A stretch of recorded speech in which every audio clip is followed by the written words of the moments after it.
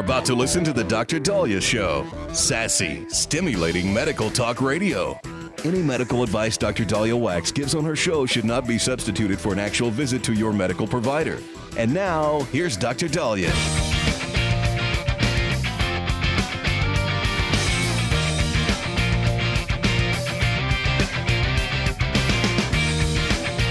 And we are back on the Dr. Dahlia Show. Thank you all for tuning in. 1-877-Doc-Dahlia, 1-877-DOC-DALI. So this is a horrible, horrible story. There is a couple in Riverside County that was found dead, an older couple. And now investigators are looking to see if their double homicide was because of a scam linked to somebody pretending to be Tom Selleck. Now, I know many of you are like, how could anybody fall for that? Apparently, this was a couple where I believe she lost a friend. And somehow, somebody who pretended to be Tom Selleck came up with a story that they found believable, where he years ago dated the woman that they were mourning. So they were able to talk. And then that was his in. And then later, more conversations happened. And then it ended up where somehow they started sending money. Now, I don't know if it was because of a charity he was promoting or whatever, but this isn't the true Tom Selleck. This is somebody pretending to be. And it's frightening what happened. So we are being told by San Francisco Gate that on Friday, May 15th at 11:59 a.m., deputies from the Riverside County Sheriff's Office responded to a welfare check at a residence on the 7900 block, 79,000 block of Montego Bay Drive in Bermuda Dunes, which is a country club community 20 miles southeast of Palm Springs. When they arrived, they saw 80-year-old Donald Whitaker and his wife Karen Whitaker, 79 years old, inside the home suffering from traumatic injuries, pronounced dead at the scene. In a statement by Riverside County Sheriff's Central Homicide Unit, they said the case was ongoing. No further information will be released. No arrests have been made. Investigators have not disclosed the cause of death, the nature of the couple's injuries, and whether a suspect is at large. Now, this happened May 15th. So here we are. Days later, we still don't have more information. But according to neighbors and friends, Donald and Karen had lived at the club full time for 2 decades. They had relocated from Newport Beach. Donald, who went by Jim, ran a dental practice. Karen also worked there. So apparently they said that somebody found her number and sent a text claiming to be Tom Selleck. This was after Karen posted a tribute to a deceased school friend on Facebook. This actor, who pretended to be Tom Selleck, said he had known and dated the woman. So that started this little relationship. Then Karen started to send money to him, small, then it grew to hundreds, eventually thousands of dollars, untraceable gift cards, and apparently they were texting every day.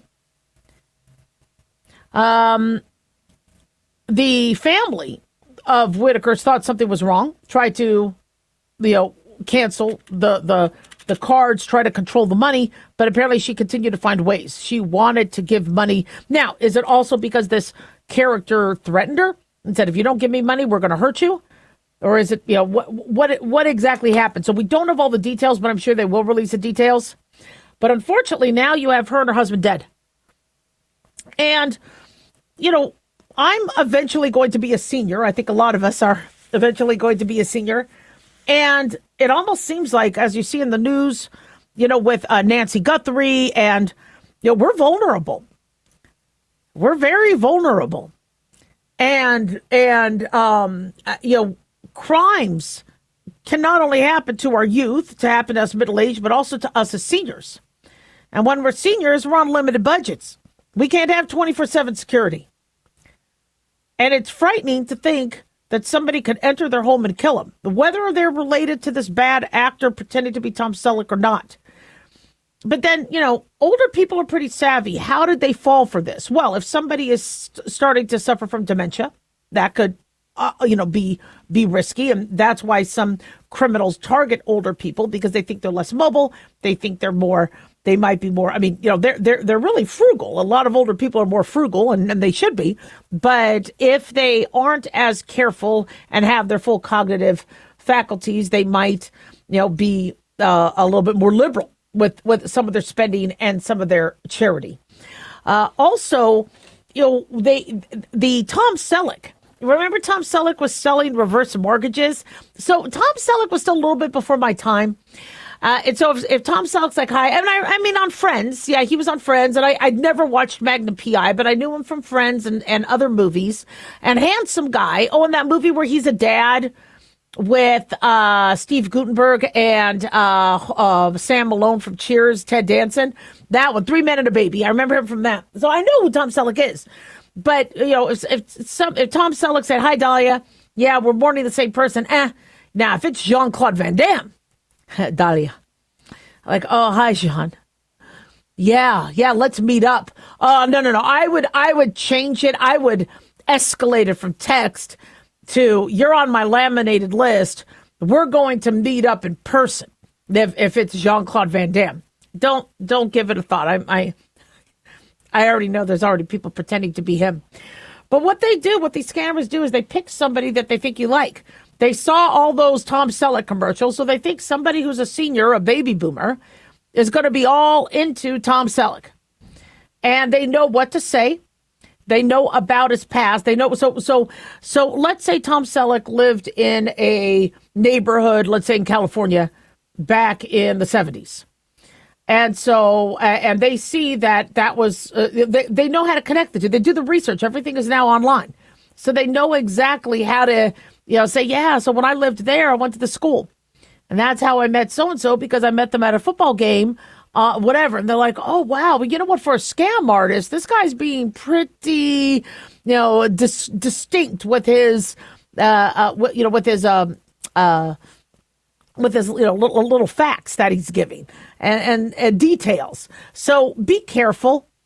There are scam artists all the time. Doctors are getting scammed because somebody is calling us with an Indian accent saying that somebody is using our DEA number and we're going to go to jail because whoever is using our DEA number is writing drugs that can mess with us. Now, thank God there's means for us to check and see who's writing medicines with our, we could, but you have people going, oh my God, what do I do? They go, well, you got to give me money. You're like, really? 1-877-Dr. Be careful out there. A lot of scams. And we pray for the family to find strength during this difficult time. 1-877-Dr.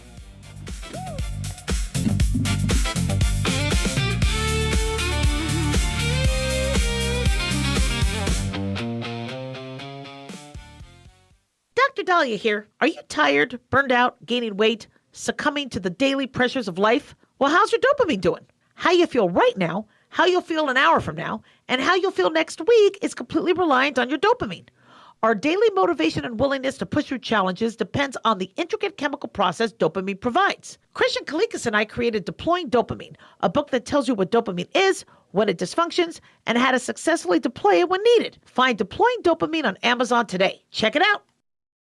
At Hot Shot Secret, we share the science behind common diesel problems. For example, diesel fuel cetane levels. The cetane rating in diesel fuel is 42 to 45. Most diesel engines operate more efficiently with a cetane rating of 48 to 50. One treatment of Hot Shot Secret Diesel Extreme will raise your cetane 7 points, increase fuel economy, and improve cold starts. Hot Shot Secret Diesel Extreme is available nationwide at truck stops, fine farm and auto stores, and online at hotshotsecret.com. Hot Shot Secret, powered by science.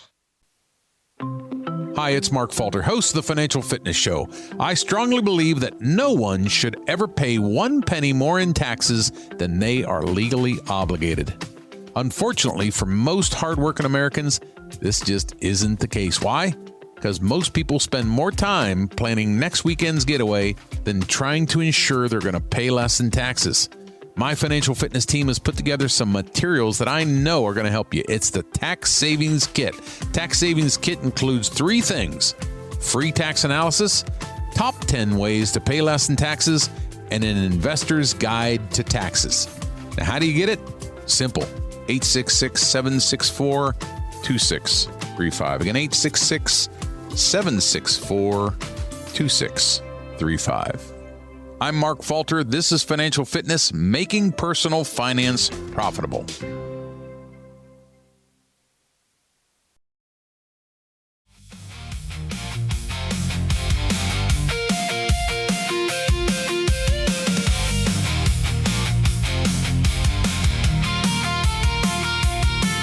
back on the Dr. Dahlia Show. Thank you all for tuning in. 1-877-DOC-DALI, 1-877-DOCDALI. Big thanks to Talk Media Network for making the show happen. Big thanks to Daniel, our producer. And big thanks to you all for tuning in. We really do appreciate it. Don't forget to follow us on Twitter or X at Dr. Dahlia, Facebook, The Dr. Dahlia Show, and on YouTube. Click like and subscribe. So DNC Chair Ken Martin apparently did not want to publish the autopsy report on what happened with the 2024 election, but people kept complaining that they need to see it, even if it's going to be ugly and painful to see. And so it's out, and it has been published, and we're getting kind of bits and pieces. It's about 200 pages, and I haven't had time to read it before today's show. And he was afraid, DNC Chair Ken Martin, that this would be an even bigger distraction.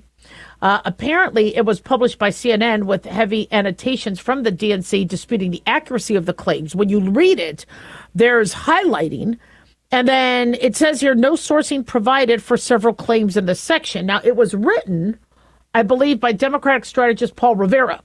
So I am a little confused that they're looking at this autopsy, but there's all these highlights, and it says data appears to be inaccurate. Analysis not supported by publicly available data. So I guess, was it ready for prime time? I mean, is this just an opinion from Paul Rivera? So one of the things, though, he writes, which I think is accurate, is he said that the Democrats lost ground, quote, at every level from inconsistent messaging and improper planning, even as the policies of the party advances continue to earn voter support at the ballot box. They said ballot measures for Medicaid expansion, nonpartisan redistricting, wage increases, family leave, and reproductive freedom have passed in states where Democrats remain locked out of statewide offices. However, they said that the cumulative effect that the narrow losses that many of the Democrats had, the cumulative effect of the relatively small losses that Democrats had experienced in each election, led to an outsized amount of power being held, he said, by a group thriving on division and disinterest. Again, I think it's the Democrats that thrive on division and disinterest. But so what they're saying is, it was close in some areas, but you lose a lot of close races, it puts more power to the other party. And they also said that the divergence means the party and our candidates have lost the confidence and trust of voters. In the face of misinformation and disinformation, our candidates have proven incapable of projecting strength, unity, and leadership, and voters have drifted away. They say, indeed, many of our critical Democratic wins can be attributed to negative partisanship, where Republicans have nominated deeply flawed candidates. They said, and we have been able to convince some Republicans and most independents to support Democrats in those contests. They said nowhere was this more apparent in the 2022 Georgia Senate election, where Republicans supported Herschel Walker to take on incumbent Democratic Senator Raphael Warnock. They said despite a series of false and unverifiable claims by Walker, as well as the near complete absence of a comprehensive policy agenda, endorsements by Donald Trump and Mitch McConnell were enough to take the Senate race to a runoff where neither candidate was able to claim 50% of the vote in the first round. So they go and it's interesting because they say this was a blatant attempt by the Republican power base to take advantage. Yet DNC said in 2022 Joe Biden was president. So they're correcting them as they go. But the gist of what they're saying is that, look, you had misinformation. They're blaming things that really they were also, shall we say, promoting, like the misinformation campaign as it pertained to COVID vaccines and things like that. And then the Russian dossier, and all the other things that they had used, against Trump.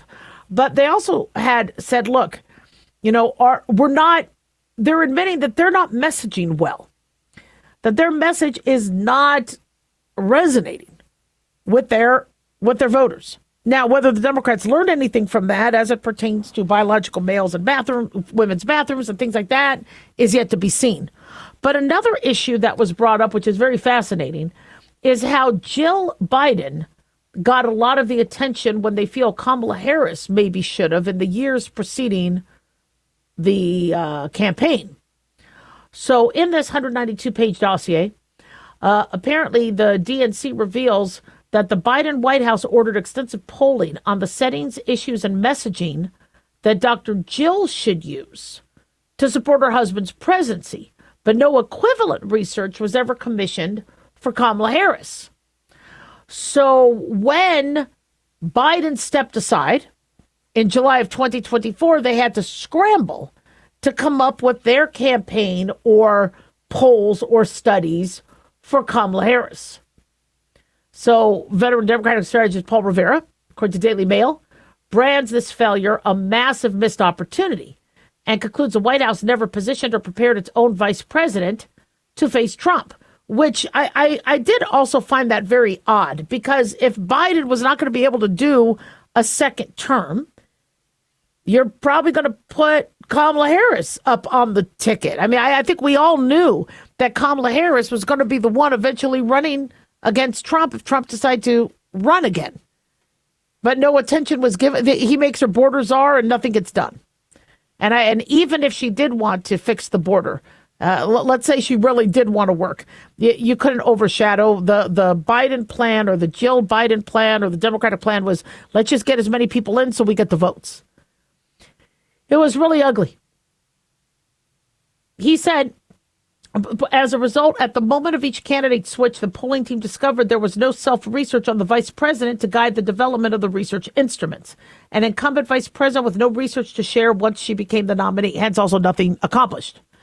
They said, had the White House explored and evaluated ways to leverage Kamala Harris earlier in the administration, perhaps it would have improved the president's standing, and it certainly could have helped prepare her to lead the ticket.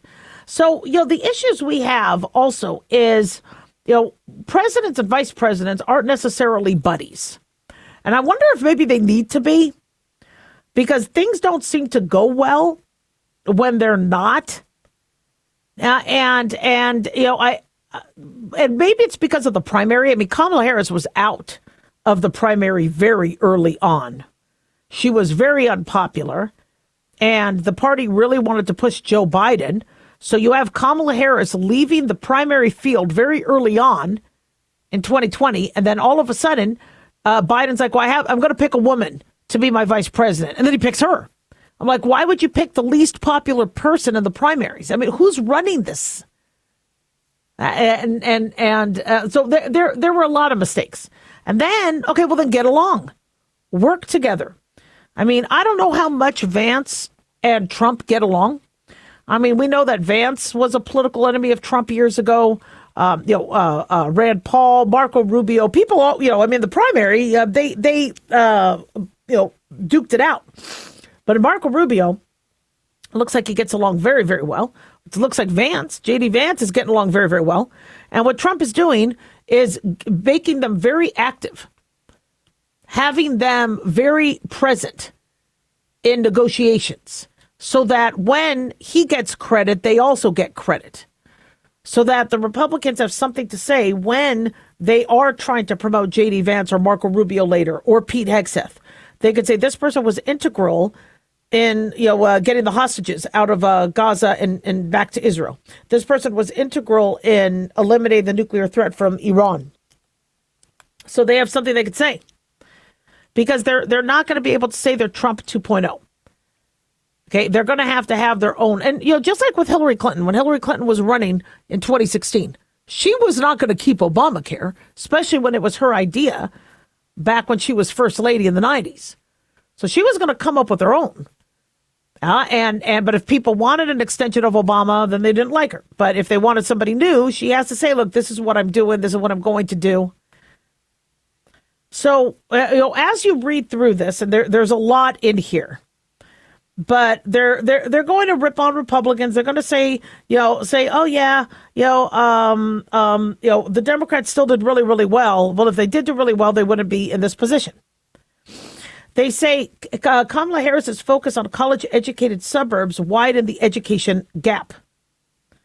Now, this was back when she was, I think, up against. I apologize. This was for North Carolina governor, I think. I think they were looking back at a previous so they're looking at all the mistakes Kamala Harris made earlier. And is it that you spent enough time here? Did you travel here? Did you? I think we have already called it. You alienated men. You alienated women. you made people feel like that if they didn't agree with 100% of your platform, they needed to get canceled. And it just Kamala Harris couldn't hold her own as it pertained to, she did okay during one of the debates, but she was no Trump. And that's kind of what they have to surmise. 1-877 Doc Dolly. Don't go away.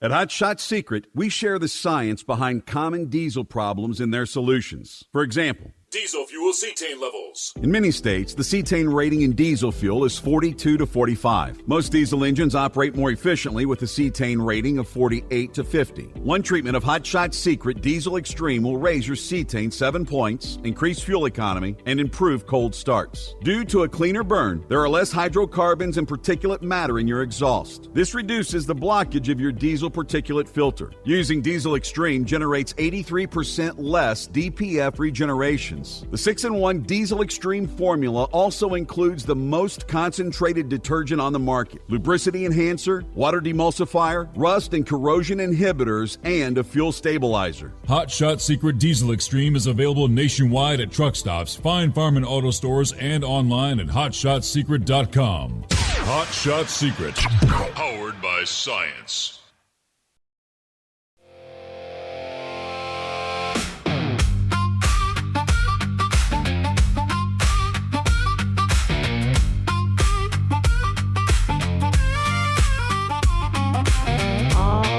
We are back on the Dr. Dahlia Show. Thank you all for tuning in. 1-877 Doc Dolly, 1-877 DOCDALI. So one thing that we're seeing in the news are many people are seeing these AI data centers popping up in their area, or just more computer tech, shall we say, storage centers. And they're getting a little nervous because they're worried about the economic impact. And so one thing that I am, I worked for the EPA. I love the environment. I want to make sure that our environment and this big, beautiful earth that we have will be available to my great-grandchildren, great-great-grandchildren, millennia. But I get confused when we have climate change activists activate for one thing, and then you end up looking at some of the ramifications of that. And we spoke about some of those ramifications. Like, you want to protect the trees. I love trees. So you don't want to cut trees to put in power lines. You don't want the tree line too far away, they say, because you're cutting and killing too many trees. But the closer a power line is to trees, the easier it is for the trees to catch fire. So now there's wildfires, so which is safer for the environment. Same thing with electric vehicles. I am not convinced that the power grids that are going to be necessary to power millions of electric vehicles are not going to hurt the environment. It might hurt the environment not the same way as fossil fuels, but it can hurt the environment. And so, I'd like to know, where are the climate change activists as it pertains to the data centers? And we keep hearing in the news, one city's concerned about this, another city's concerned about this. So these are some of the things that have made it in the news that we've spoken about before, but we'll speak about again. So let's look at Memphis, Tennessee. They say Elon Musk's AI facility installed dozens of on-site natural gas turbines to power operations, circumventing the standard grid dependency. Okay, which again, because we know that the grid could cause issues. Actually, before I get to that, let me talk about what some of the environmental issues that have been brought up are. So they're concerned about that these AI data centers consume a lot of electricity. This is burdening local power grids, emit greenhouse gases. They say they also require millions of gallons of fresh water daily for server cooling. They generate a lot of noise. There's localized air pollution. And then, of course, e-waste, which they're watching and is growing. And so according to various sources, the AI model training requires processing power 24/7. And the local power grid does still rely on fossil fuels. So there's then greenhouse gas emissions, because right now we're still relying on fossil fuels. They also say that now, our water, which is already scarce, is now being utilized more, just like with electric vehicles. To douse out one fire for one electric vehicle could take tens of thousands of gallons. Hey, that's not good if you're already in an area with scarce water. They say data centers use millions of gallons of water every day for the evaporative cooling. The air pollution, the noise pollution. They need backup turbines. They need cooling fans. And then the hardware, specialized GPUs, this electronic waste is a concern. Just like with electric vehicles, what do we do with the lithium batteries that people don't want, that aren't working anymore? So you have environmental watchdogs like Earth Justice actively opposing these construction of these plants, and they're concerned about public health as well as the economic risk of the AI boom. However, you have people saying, well, no, we need to do this because that's what's going to help climate change. If we have people driving less, if we have people working remote, if we have people using their computers, it's better than them going out there and then buying a hamburger and driving their car. And so I kind of would like to hear more from where I believe Lee Zeldin and the EPA is going to be making a statement. I don't know if it's going to be necessarily about these data centers, but we're seeing these data centers pop up, and locals are getting a little concerned. So going back to Memphis, Tennessee, local residents are in the Boxtown neighborhood. They say it's underserved, and they've raised concerns about the air pollution, dangerous nitrous oxide emission spikes, exacerbated asthma, leaks. In Box Elder County and Hansel Valley, we're being told in Utah that state leaders and county commissioners just approved a $40,000 acre hyperscale data center, but the heat expelled by this is going to, what they feel, create a massive heat island effect, which could then affect the fragile ecology nearby and accelerate the drying of Salt Lake, which has already started drying up pretty significantly. I've been to Utah a lot lately, and Salt Lake is changing.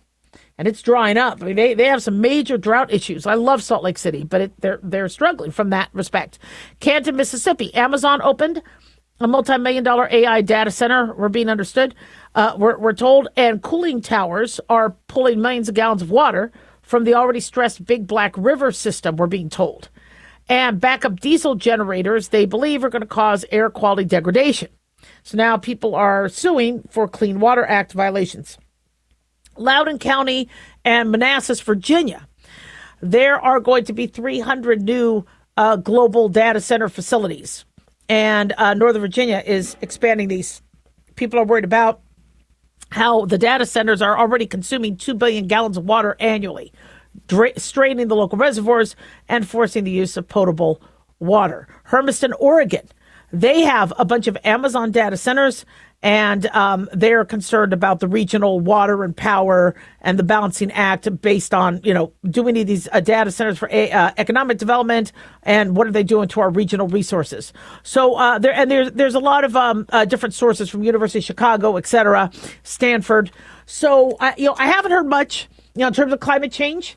I know that the reversal of the electric vehicle ban from a federal standpoint was something that I didn't get as much of a pushback as we thought, because as we saw with the DNC autopsy report, you need to speak to middle America better and middle class Americans, and the average middle class American cannot afford an electric vehicle, or they don't have a garage where they could charge it. They live in an apartment where every apartment I lived in, I had to find parking on the street somewhere. Doubtful I would be able to find a charge. Or an outlet when I'm trying to park somewhere near my apartment, because there's never parking near the apartment. So, we want to protect the environment. I think bipartisanly, you have, and like I said, I work for the EPA. I want to have environmentally friendly options. I agree with decreasing our use of plastic, not only for the environment, but for our health. I don't like pollution. I want to protect our ozone layer, but you need to be really, really careful with what you're saying you're doing for the environment that'll help sustainability. And, the climate change activists were also very, very quiet during COVID. During COVID, we brought back plastic. We didn't recycle. You know, these restaurants went to paper menus and plastic utensils. And then everybody was spraying aerosol Lysol sprays, which we know hurt the environment. And you had to idle in your car on a hot summer day or in the cold winter because you weren't allowed to come into the restaurant or wherever you were in person. You had to wait for delivery and sit in an idling car. And so we spoke about this back in 2020, going, where's all the climate change activists? I thought this was all environment. What's going on here? And so, you don't pick and choose your argument. Okay, you want to protect the environment. I respect you. Yeah, I mean, you could still stay the course. But if it's, well, wait a second here, we kind of want this. We gotta, we gotta social distance. We gotta use all these masks, even though the masks were starting to affect our coral reefs. And they weren't the N95 masks that were really protecting people. There were a lot of these surgical masks that people were re-wearing and then were useless at some point. They were, birds were getting tied up in it. We're all about, solar. We need to invest in solar power. And I love the use of the sun. I live in the desert. The sun's great, but we're killing birds. The heat they're generating. So, if you're going to be an environmentalist, really look at the whole and don't make a decision on something that could actually hurt the environment in another way. So, think before you speak. 1-877 Doc Dolly, don't go away.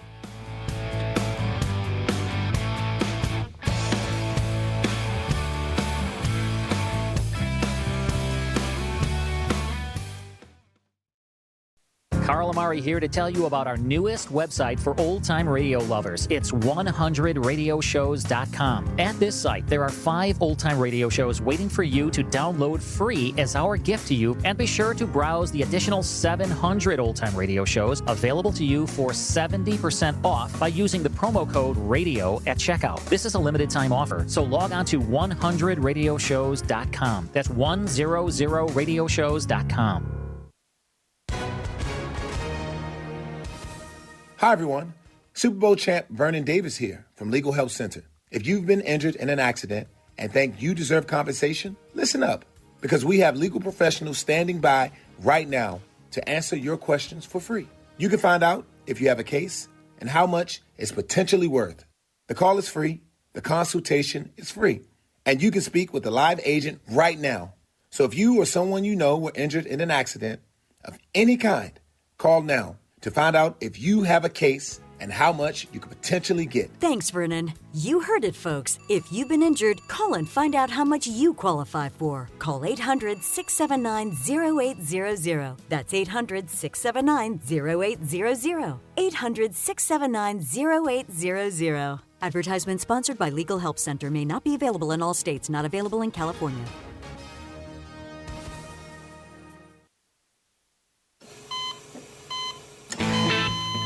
As an organ donor, your story doesn't have to end.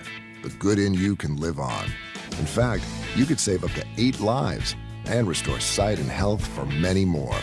Sign up right now online as an organ, eye, and tissue donor. You'll be happy you did. And just maybe, someone else will be happy too. Go to organdonor.gov. It saves lives. U.S. Department of Health and Human Services, Health Resources and Services Administration.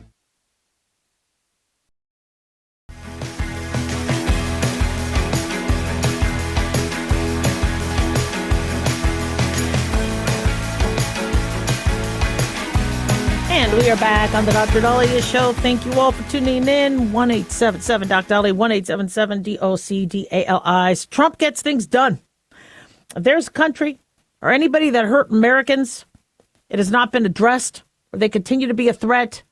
But President Trump, what his mojo is I'm going to get this done.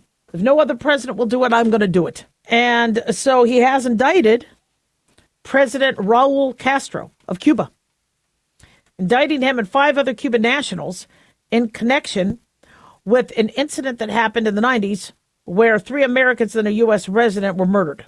They were killed, and Castro was charged with conspiracy to kill them when they attacked civilian pilots who were trying to rescue people fleeing Cuba on rafts, according to Attorney General Todd Blanche. And Blanche said, if you kill Americans, we will pursue you, no matter who you are. no matter what title you hold, and in this case, no matter how much time has passed. This happened back in 1996. And the Trump administration has accused Raul Castro, brother to Fidel, of ordering Cuban fighter jet pilots to shoot down 2 civilian planes that were working under a humanitarian group, Brothers to the Rescue. 4 members of the Brothers to the Rescue were killed. Now, we have seen Cubans rejoice in this, just people very, very emotional, that maybe that regime, totalitarian regime, could get toppled soon. And, even though Trump said he's not going to attack Cuba, USA Today said that the Pentagon has ramped up its planning for a possible military operation. I'm sure the Trump administration is ready for anything. But when we saw Venezuelans happy that Nicolas Maduro got extradited to America, and now we're seeing Cubans happy that Raul Castro is going to be held accountable for some of the things he's done. Again, for America, it has to be what he did to Americans. Right? And so his ordering of Americans being killed who were trying to help humanitarian efforts has not been answered in all this time.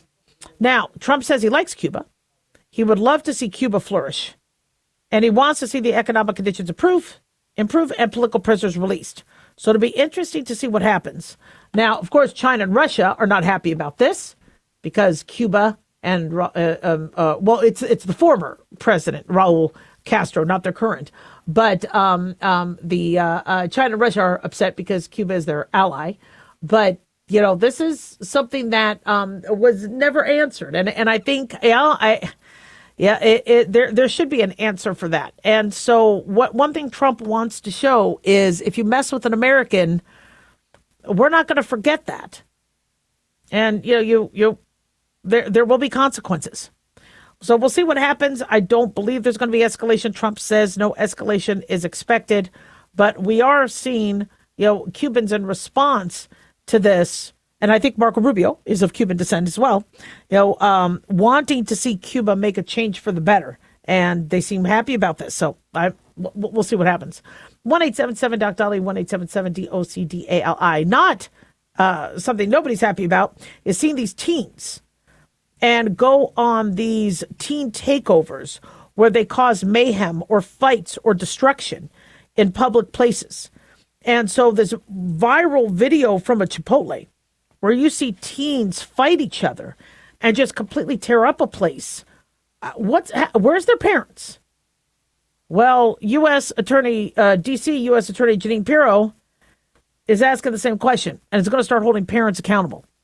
She said, well, we saw Chipotle as an example of what is going to come, and we're not going to tolerate it. She says parents have a fundamental responsibility to control their children. If they don't stand up, we're going to prosecute parents and children. This Chipotle happened in a Washington district. She said, honestly, the truth is I'm going to get what I need one way or another. People in D.C. have a right to be safe. In fact, they should demand it. And see, how I look at this is the kids need to come first. And these kids are, if they're not held accountable, if their actions are not checked, what are they going to do as adults? I mean, if we want to improve the well-being of our youth and our young adults and those who are getting into trouble, we want to get the parents involved. The parents can do a lot. And if the parents are like, well, I don't care, let their kid do whatever. No, I think the parents do have to have a responsibility. In school, if your kid is acting up in school, the parents get called. But there's been this landscape of, no, let's keep the parents out of it. The child wants to go through gender transition. Let's keep the parents out of it. Look, the parents are a support system. They also can help guide during this very tumultuous time in these kids' lives. And when you're looking at these kids just wailing on other kids and fighting each other and tearing up the place. And there was a father with his kids just trying to eat after a baseball game. Yeah, somebody needs to be held responsible. And if the laws are, and I don't want these kids having a record for the rest of their lives. I love how, some offenses as a minor get expunged. You have a chance to redeem yourself. Sometimes we do things we make some mistakes. But the parents need to be involved day one. Now, when a kid does a school shooting, there's a lot of back and forth. Should the parent go to jail if a child murders others? Well, there is a level of responsibility, but that changes in the law depending on, did that parent give the child the weapon? Did that parent not lock up the weapon? Did that parent get signs that the child was homicidal and did not warn anybody? The 2 teens that shot up the mosque in San Diego a few days back, the mom found a suicide note and immediately called the police. Okay? I mean, if that's okay, I think the mom, if she didn't help, become an accomplice, didn't know about it ahead of time, if she did her part, no, she shouldn't get arrested. But if you have parents like, I've been looking at drawings where my kids are shooting other kids, but that's because of a video game, and no, you need to warn somebody. If you had prior knowledge that a crime, you could have prevented a crime, yes, there should be a penalty with that. Now, being a parent, I couldn't imagine having a child that was struggling that much, and you had to make a choice between putting your child away, or hoping to God that they won't act. I'm telling you right now, the guilt you will feel if your child takes another one's life is going to be much more overwhelming than the decision you make to get your kid some help. And you won't have to turn your kid into the police like Tyler Robinson if the kid doesn't do the crime.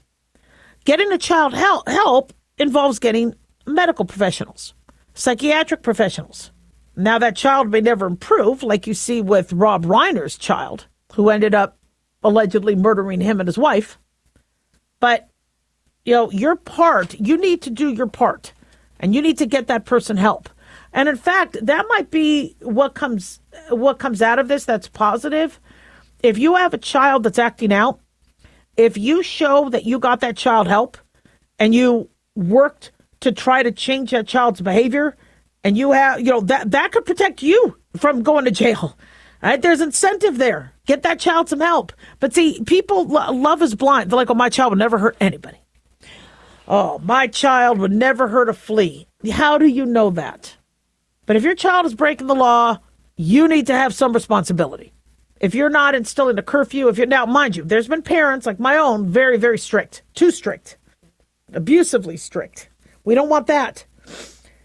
But your child should not be allowed to be out late at night, destroy public property, and interfering with public spaces and kids trying to eat dinner.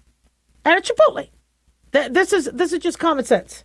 And these are things. They should be going to school. There are things kids are supposed to be doing. If the parent doesn't follow the laws and they don't make sure that their kid follows the laws, they have to be held responsible. Absolutely. And honestly, this is going to be better for the kid because that kid's going to get help. That kid's going to get intervention early. Letting your kid do whatever the hell they want because you want a good relationship with them. You're not going to have a good relationship with them if you don't get to see them because they're in jail. So do your job. 1-877-DOC-DOLLY, 1-877-DOCDALI.